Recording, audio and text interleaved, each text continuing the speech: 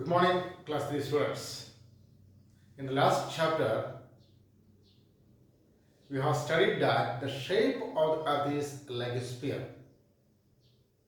But still, we are in doubt whether the shape of the earth is flat or round. It happens only because of one reason. When we look around, we can see only a small part of the earth. So, we are in a dilemma, we are in confusion whether earth is flat or round. It makes us difficult to study. So to clear our all doubts, in order to study the shape of the earth, let us study the earth with the help of a globe. Here is a globe. With the help of this globe, we can clearly understand what is the shape of the earth. See, the shape of a globe is a small model of the earth. It is a small model of the earth. So, earth is like a sphere. And it shows the true shape of the earth.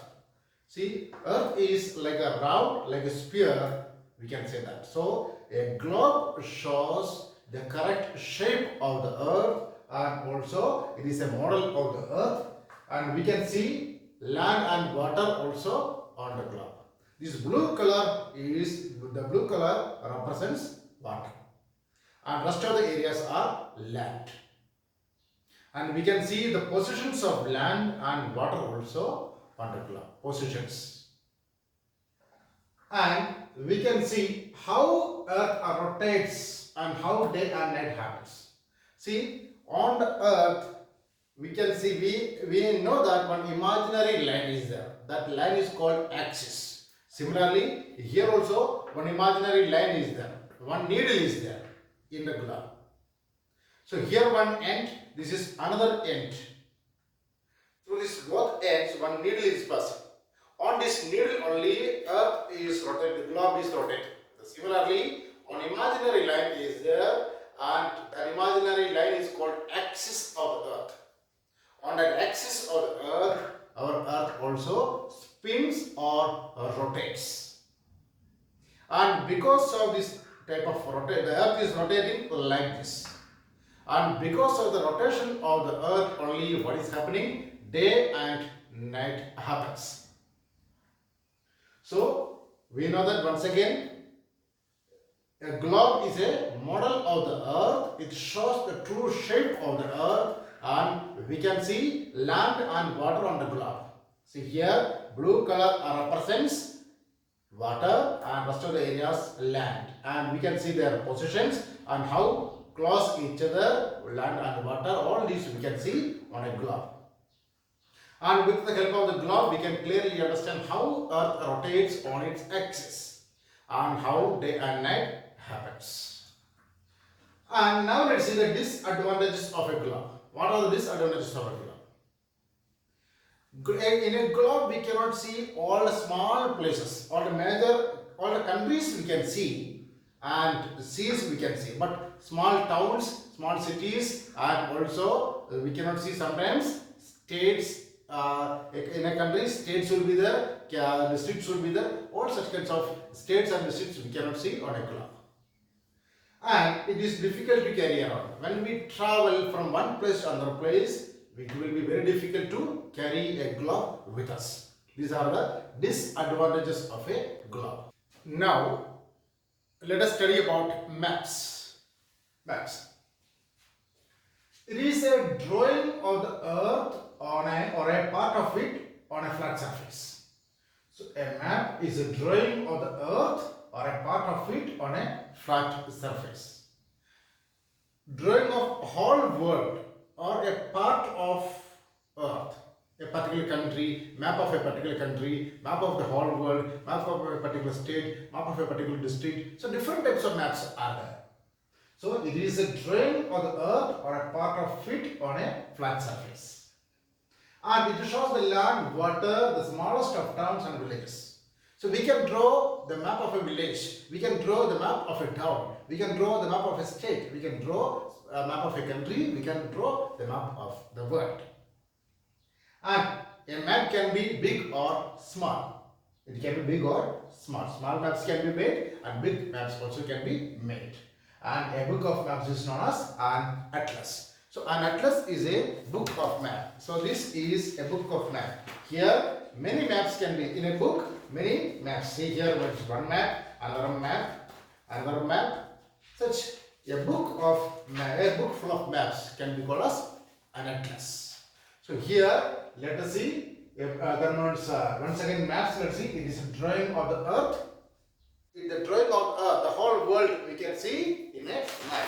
The whole world. Here it is one map. This is a map of the world. A map of the whole world we can see. All the continents we can see. Map of the whole world we can see. So not only that, here on a map also we can see water bodies, this blue color marked with water bodies, and land areas we can see, all the continents we can see, and all the countries also we can see on a map. And moreover, we can draw the map of a particular country, we can draw the map of a particular state, we can draw the map of a particular district or particular village. Now, let's see uses of maps. A map shows the whole world or a specific part of the earth. A map shows the whole world as we have seen. A map shows the whole world or a particular part of the earth also can be shown on the map. And we can see all places on a map at the same time. On a globe, we cannot see at a time. We have to turn. We have to rotate. Then only we will be able to see all the places on a globe. But on a map, at a time, we can see all the places. And it can be easily carried around. We can take a map anywhere. When we travel also, while traveling also, we can take a map anywhere with us easily. Different types of maps are there. Map of a district, map of a village, map of a state, map of a country, map of the world. Different types of maps are there for different purposes. So maps, you can easily understand that it is a drawing of the earth or a part of it. Drawing of the entire world, entire part of the earth or a particular part of it. And it shows the land, water and small towns, villages, all can be seen. Maps. We can draw of a village, we can make the map of a town, water, land, like that. And it can be big or small. Now, let us study next topic, directions. There are four main directions: north, south, east and west. And let us see with the help of a map how to find out the directions. Always the top position will be north. So the topmost position will be north and bottom will be south. The top will be north, bottom will be south, and our right side, this right side will be east, and left hand side, right hand side will be east and left hand side will be west. These are the four main directions. So north, always north, south, east and west. The top position will be always north and bottom will be south, and our right hand side will be east, left hand side will be west. These are the four main directions. Now let us see about compass. What is compass? Compass is an instrument used by sailors when they make a long voyages in the sea or oceans. Because in the sea or oceans, they may not be able to find proper directions. So they will use one instrument, one round shaped instrument, that is called compass. What is speciality of this instrument is that this instrument always showing north direction. So once we know the north direction, it is easy to find out south, east and west, all these other three directions. So that is why sailors mainly using compass. Now let us see about the hemispheres. So on the earth, we know that some imaginary lines are there. One imaginary parallel line is passing through the center of the earth. that is dividing the earth into two parts. One imaginary line passing through the center of the earth that divides the earth into two equal halves. That imaginary line is called equator. Equator is marked with 0 degree and equator divides the earth into two equal halves. The part of the equator above the earth, is called northern hemisphere, and part of the earth below the equator is called southern hemisphere. So northern hemisphere and southern hemisphere. The equator is passing through the center of the earth. Equator divides the earth into two equal halves. Part of the earth, that means above the equator is called northern hemisphere, and part of the earth below the equator is called southern hemisphere. And one another vertical imaginary line. This is called vertical imaginary line. This vertical imaginary line is called prime meridian. Prime meridian is also divides the earth into two equal halves. This is one half and this is other half. So equator is a parallel line, and equator is also dividing the earth into two equal halves. This is one half, this is another half. And prime meridian is also, it's a vertical imaginary line passing through the center of the earth. It also divides the earth into two equal halves. The eastern side of the prime meridian is called eastern hemisphere, and the western side is called western hemisphere. Eastern side of the prime meridian is called eastern hemisphere, and the western side of the prime meridian is called western hemisphere.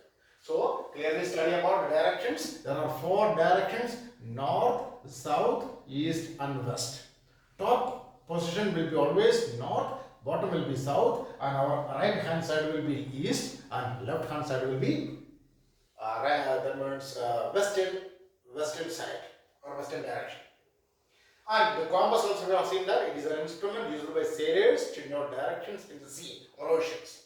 And there are four hemispheres: equator and two equator and prime meridian. These are imaginary lines dividing the earth into equal halves. Equator is a parallel line and it divides the earth into two equal halves as northern hemisphere and southern hemisphere. Prime meridian also is an imaginary line, vertical imaginary line, which also divides the earth into two equal halves. While the eastern side is known as eastern hemisphere, western side is known as western hemisphere. So all of you read this chapter very thoroughly.